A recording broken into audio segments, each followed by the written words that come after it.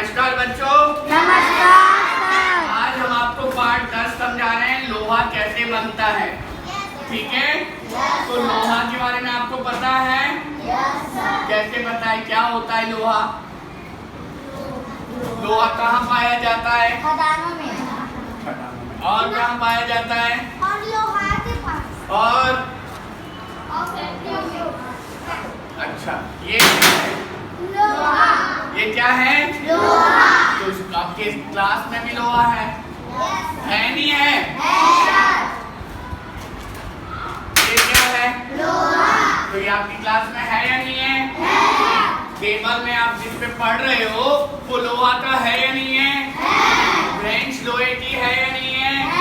खिड़कियां लोहे की है या नहीं है? दरवाजे लोहे के हैं या नहीं है? ट्रेन में अगर आप जाते हो तो वो लोहे की है या नहीं है? ट्रेन जिस पे चलती है वो पटरी लोहे की है या नहीं है ना? और जिसमें ट्रक में रेती भर के लाते हैं वो लोहे की है या नहीं है? साइकिल लोहे की है।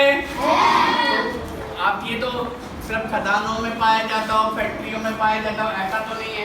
ये स्केल जो मेरे हाथ में है ये भी लोहे की है ना? तो लोहे का हर जगह उपयोग पाया जाता है। कहाँ पाया जाता है? कहीं भी ऐसा नहीं है कि लोहा ना मिले, चाहे वो हम चाहे वहाँ ट्रकों में देखें, ट्रेनों में देखें, टेबल कुर्सी के रूप में देखें, खिड़की दरवाजों के रूप में देखें, है ना, बस में देखें, है ना, लोहा जरूर पाया जाता है। उसके ऊपर भले गद्दा लगाओ। अब जैसे रेल की सीट है, वो सीट तो लोहे की नहीं होती है ना, उसमें सीट के नीचे लोहा लगा रहता है, लेकिन ऊपर में क्या लगा रहता है? गद्दा। Very good. तो लोहे का ढांचा तो रहता है, नहीं रहता है? ऐसे ही मकान जब हमारा बनता है, चुप रहो, मैं बात बताता हूँ। जैसे आवाज कोई नहीं करेगा। जैसे मान लीजिए मकान बनता है, क्या बनता है? मकान बनता है ना? तो मकान के जो जब बनता है तो उसमें मकान की दीवारें, छतें वो रेती बीती सीमेंट से बनती है, पर उसमें लोहा तो डलता ही नहीं, डलता है ना? तो इसीलिए लोहा हमेशा हर जगह रहता है, भले रेल हो चाहे कुछ भी हो, लोहा हर जगह। अच्छा, अब लोहा आता कहाँ से उसके बारे में हम जानेंगे। क्या जानेंगे? हाँ, क्यों? क्योंकि लोहे को ऐसा तो नहीं है हम उठाए और ले आए और मिल गया। लोहा आता है खदानों से। खदाने से भी कहाँ से मिलता है? जमीन के अंदर से। जमीन के अंदर क्या होता है? लोहे की बहुत बड़ी खदानें होती है। क्या होती है? खदाने। बहुत बड़ी बड़ी चट्टानों के रूप में पाया जाता है। क्या होता है? चट्टानों के रूप में पाया जाता है। अब उन चट्टानों को मजदूर लोग हाथ से, हथौड़े से तोड़ते हैं, और नहीं टूटता है तो मशीन से तोड़ते हैं। फिर उसमें क्या करते हैं? छेद करके बारूद भरा जाता है। क्या करते हैं? बारूद भरा जाता है। बारूद भरने के बाद बच्चों उसमें लोगों को, मजदूरों को वहां से दूर भगाया जाता है, और फिर रिमोट कंट्रोल से बम विस्फोट करके उसका चूरा चूरा करके, ढेला ढेला करके उसको बाहर निकाला जाता है। उसके बाद क्या करते हैं बच्चों? बाहर निकालने के बाद उसको ट्रकों और ट्रैक्टरों से कारखानों में लाया जाता है। कहाँ लाया जाता है? कारखानों में लाने के बाद उसको भट्टी में जलाया जाता है। किसमें? आग की भट्टी में जलाया जाता है। लोहा दो प्रकार का होता है, एक लाल रंग का, एक काले भूरे रंग का।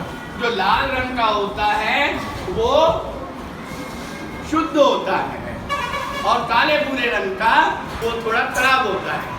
तो जब फैक्ट्री में लाया जाता है तो उसको आग में जब तपाया जाता है, तपाने से उसके अंदर में जो गंदगी है वो धुएं के रूप में, आग के रूप में निकल जाती है। क्या हो जाती है? चिमनियाँ लगी रहती है, बड़ी बड़ी चिमनियाँ वो उसे बोलते हैं। छतों में बड़े बड़े छेद टाइप होती है, उन्हें चिमनियाँ बोलते हैं, है ना? जब वो लगाई जाती है, वो आग लगाई जाती है तो उसमें से धुआं के रूप में धुएं के साथ साथ जब धुआं बहुत ज्यादा धुआं निकलता है वो लोहा तप जाता है, लाल हो जाता है, लाल ही लाल, तब उसमें से गंदगी निकलने लगती और निकलकर वो धुएं के रूप में बन जाती। सबको समझ में आ रहा है नहीं आ रहा है मेरी बात?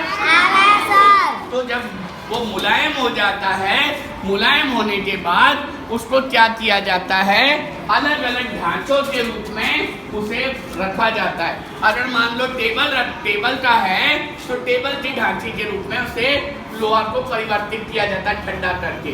अगर रेल की पटरी बनानी है तो रेल की पटरी के रूप में ढांचे के रूप में बनाया जाता है। अगर सरिया बनाना है तो सरिया के रूप में उसको बनाया जाता। अगर और कुछ खिड़की बनानी है तो खिड़की के ढांचे के रूप में उसको बनाया जाता है। जैसे आप लोग मिट्टी के बर्तन बनाते हो, इधर तुम ये बात नहीं कीजिए, मिट्टी के बर्तन बनाते हो तो आपको मटका बनाना है तो गोल गोल करके उसका आकार बनाते हो नहीं बनाते हो, उसका ढांचा बनाते हो नहीं बनाते हो, उसका सांचे के आधार पे बनाते हो नहीं बनाते हो। कुम्हार भी बनाता है, कुम्हार क्या करता है, मिट्टी का जब मटका बनाना होता है तो एक पुराना मटका लेता है, उसके पास दूसरी मिट्टी ऐसे ऐसे करके आसपास रख देता तो वो मटका बन जाता है। तो वैसे ही लोहा को भी जब गर्म किया जाता है और उसको अब मुलायम हो जाता है, अब उसको जब हम उसको उसके ढांचे के आधार पे रखेंगे और थोड़ी देर बाद 2-4 घंटे बाद या 1 दिन बाद 2 दिन बाद वो ठंडा हो जाएगा तो उस रूप में वो परिवर्तित हो जाएगा या बन जाएगा। अगर लोहा नरम रहेगा तो क्या कील नरम रहेगी तो दीवार में लग पाएगी? नहीं लग पाएगी। कील कठोर होगी तभी दीवार में लग पाएगी ना। तो वैसे ही लोहे को जो कील होती है, वो जो कील बड़ी बड़ी होती है उसका कील का ढांचा भी बनाया जाता है। तो इस तरह लोहे का काम होता है और फिर उसको अलग अलग कारखानों में अलग अलग जगह भेजा जाता है। वहां से रेल की पटरी के वाले में रेल की पटरी में भेजा जाता है ना, ट्रेन के लिए भेजा जाता है, सॉरी बच्चों, पहिए के लिए पहिए के रूप में भेजा जाता है और इंजन के रूप में और साइकिल के रूप में साइकिल के रूप में, दरवाजे के रूप में दरवाजे की फैक्ट्री में भेजा जाता है।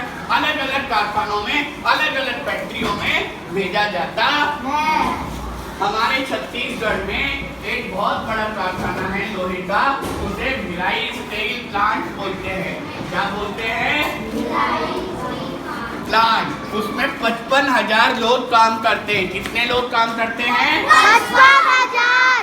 तो आज अभी तो संख्या बढ़ रही होगी। इतनी संख्या होने के कारण वहाँ एक शहर बन गया है। ये दुर्ग जिले में आता है भिलाई स्टील प्लांट। इसमें आता है, कौन से जिले में आता है? दुर्ग जिले में। और ये बहुत पुराना कारखाना है, 1955-56 में ये बना था, है ना। और इसमें बहुत सारे लोग काम करते हैं। काम करने के साथ साथ बहुत बड़े बड़े पैमाने पर लोहा बनता है। अब लोहे की फैक्ट्री में सिर्फ एक के लिए लोहा तो नहीं बनता है। एक के लिए बनता है क्या? लाखों लोगों के लिए लोहा बनता है। जैसे कपड़े की फैक्ट्री में अगर कपड़ा बनाया जाएगा कि मेरे लिए कपड़ा नहीं बनेगा, तुम्हारे लिए नहीं कपड़ा बनेगा, इसके लिए नहीं बनेगा, लेकिन सबके लिए बनेगा, पूरे शहर के लिए, पूरे गांव के लिए, पूरी दुनिया के लिए कपड़ा बनता है। अब जिसको जिस समय जरूरत है उस समय वो कपड़ा ले लेता है। वैसे ही लोहा सबके लिए बनता है, ना मेरे लिए, ना तुम्हारे लिए, ना इसके लिए, ना उसके लिए, लेकिन जिसको जब जरूरत होती है वो उस हिसाब से ले लेता। अगर मुझे मकान बनाना है तो मैं सरिया लेने जाऊंगा, उसको रेल खरीदनी है सरकार को तो सरकार रेल के लिए खरीदने जाएगी। अगर उसको साइकिल बनानी है, साइकिल की फैक्ट्री है तो साइकिल के लिए लोहा ले जाने जाएगा। उसकी पहिए की दुकान है, रेल की पहिए की दुकान है तो पहिए के लिए लेने जाएगा। तो लोहा तो सबके लिए बनता है, तो इसीलिए बहुत सारे लोगों को लगाया जाता। आपको मेरी बात सरल भाषा में समझ में आ रही है बच्चों? उसके बाद लोहा के साथ साथ उसमें हजारों लोग काम करते हैं, हजारों कोयला लगता है, बहुत सारा कोयला लगता है, बहुत सारी बिजली लगती है, प्रदूषण होता है। प्रदूषण इसलिए होता है क्योंकि चिमनियों से जो धुआं निकलता है उस धुआं और गंदगी से वहाँ पे बहुत प्रदूषण होता है। आपने छत्तीसगढ़ भिलाई में देखा होगा, हमारा भिलाई इस साइड है। अगर हम सुबह सुबह देखेंगे तो इधर आसमान लाल लाल दिखाई देता है, देता ही नहीं देता है? कौन देता है? सूरज के कारण नहीं देता है, वो किसके कारण देता है? भिलाई में जो स्टील प्लांट है वहाँ से बहुत भयंकर रूप में धुआं निकलता है। क्या निकलता है? और धुआं निकलने से प्रदूषण भी होता है। कभी कभी तुमको ऐसा लगता होगा, आप रायपुर में बैठे हो और रायपुर में आपको बहुत गंदगी और बदबू आ रही है। आ रही है नहीं आ रही है? तुम्हें जैसा लगता है नहीं लगता है? तो वो इसलिए लगता है, हमारे रायपुर के पास में बहुत बड़ा कारखाना है भिलाई स्टील प्लांट, वो हमारे शहर को प्रदूषित भी करता है। तो धुआं बनाने से फायदा तो है लेकिन नुकसान भी है। नुकसान ये है, प्रदूषण होता है, गंदगी होती है, नदियाँ गंदी होती हैं। शिवनाथ नदी है वो बहुत गंदी हो जाती है। क्या हो जाती है? क्योंकि उसमें जो बचा हुआ प्रदूषण है, बचा हुआ गंदगी है, वो नदी में डाल देते हैं। किसमें डाल देते हैं? इससे नदी भी गंदी होती है। इससे पहले हमने महानदी के बारे में पढ़ा था नहीं पढ़ा था बच्चों? तो नदी बोल रही थी ना, मेरे तट पे कारखाने बनाए जाते हैं, मेरे तट पे मूर्तियां विसर्जित की जाती है, मेरे अंदर गंदगी डाली जाती है। बोल रही थी नहीं बोल रही थी? तो आज तुम्हारे इस पाठ में भी है, लोहा कैसे बनता है ना? गंदा पानी, गंदे चीजें, गंदे पदार्थ मेरे अंदर डाले जाते हैं और नदी अशुद्ध होती जाती है। इससे पर्यावरण को नुकसान होता है। तो पर्यावरण को, इधर सुनिए, पर्यावरण को नुकसान से बचाने के लिए सबसे बढ़िया तरीका, सबसे सरल तरीका, जैसे मैंने आपको बताया था, गणेश जी का भी विसर्जन करो तो गमलों में पौधा लगाओ। वैसे ही आसपास जितना तुम पौधा लगाओगे, जितने तुम पेड़ पौधे लगाओगे बच्चों, उतना तुम्हारा वातावरण शुद्ध और पवित्र होता है। अगर शुद्ध होगा तो हमें ऑक्सीजन मिलेगी और ऑक्सीजन मिलेगी तो हमें शुद्ध हवा आएगी। हमें समझ में आया? आपको समझ में आया? पेड़ पौधे ज्यादा से ज्यादा लगाने चाहिए। सिर्फ पेड़ पौधे लगाना नहीं चाहिए बच्चों, उनको पानी भी देना चाहिए। आया समझ में बच्चों? अब हम प्रश्न उत्तर पे आते हैं। प्रश्न उत्तर को थोड़ा सा समझ लेते। मौखिक प्रश्न उत्तर है। पहला प्रश्न है, क्या है? हमने क्या सीखा? मौखिक प्रश्न। हमारे प्रदेश में इस्पात के प्रसिद्ध कारखाना क्या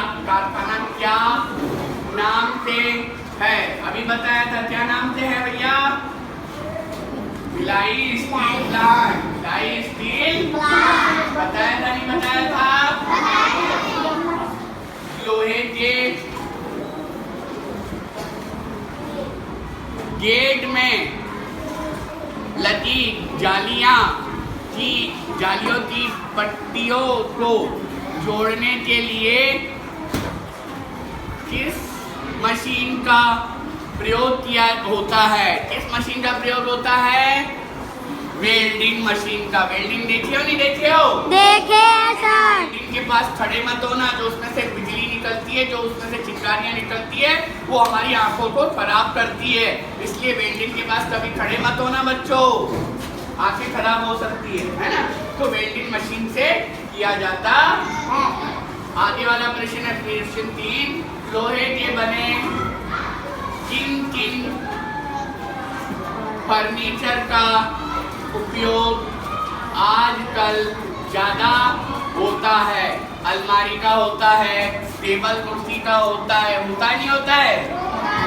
अलमारी और टेबल कुर्सी का सबसे ज्यादा होता ही नहीं होता है? होता है ना? तो अलमारी और टेबल कुर्सी का उपयोग ज्यादा होता है। ठीक है, आगे लिखित प्रश्न है बच्चों। पहला है, कारखानों व उद्योगों के आसपास ज्यादा पेड़ पौधे क्यों लगाना चाहिए? क्योंकि उसमें से प्रदूषण निकलता है। क्या निकलता है? और प्रदूषण वहाँ वातावरण को दूषित कर देता है। क्या कर देता है बच्चों? इसीलिए वहां पर पेड़ पौधे हम लगाएंगे तो वातावरण शुद्ध हो जाएगा। क्या हो जाएगा? क्योंकि पेड़ पौधे जो होते हैं कार्बन डाइऑक्साइड को ग्रहण करते हैं, ऑक्सीजन को छोड़ते हैं। यानी कार्बन डाइऑक्साइड अपने अंदर लेते हैं, ऑक्सीजन को छोड़ते हैं। हमारे ऑक्सीजन यानी शुद्ध हवा, कार्बन डाइऑक्साइड यानी जो प्रदूषण और गंदी हवा, गंदे कण होते हैं, वो पेड़ पौधे ले लेते हैं और हमें शुद्ध हवा, शुद्ध वातावरण देते। आया समझ में बच्चों? अगले क्वेश्चन पे चले बच्चों। तुमको मेरी भाषा समझ में आती है नहीं आती है? आगे है स्पंज लोहा, इससे बनता है। स्पंज लोहा मुलायम भट्टी में गर्म करने से बनता है ना। जब लोहे को गर्म किया जाता है तब वो स्पंज लोहा बन जाता है ना। भट्टी में तपाने से स्पंज लोहा बनता। आगे समझना बच्चों। प्रश्न 3 है, छत्तीसगढ़ में लोहे का खनिज कहाँ पाया जाता है? तो जमीन के अंदर कोरबा साइड खदाने हैं। क्या हैं? खदाने हैं। वहाँ पर बहुत सारा लोहे की खदाने हैं, कोयले की खदाने हैं। उन खदानों के अंदर से लोहा पाया जाता। तो ये पार्ट पूरा मैंने आपको समझा दिया। प्रश्न उत्तर सही। आया समझ में सबको बच्चों? और किसी को कुछ पूछना है बच्चों? ठीक, चलो अब एक बात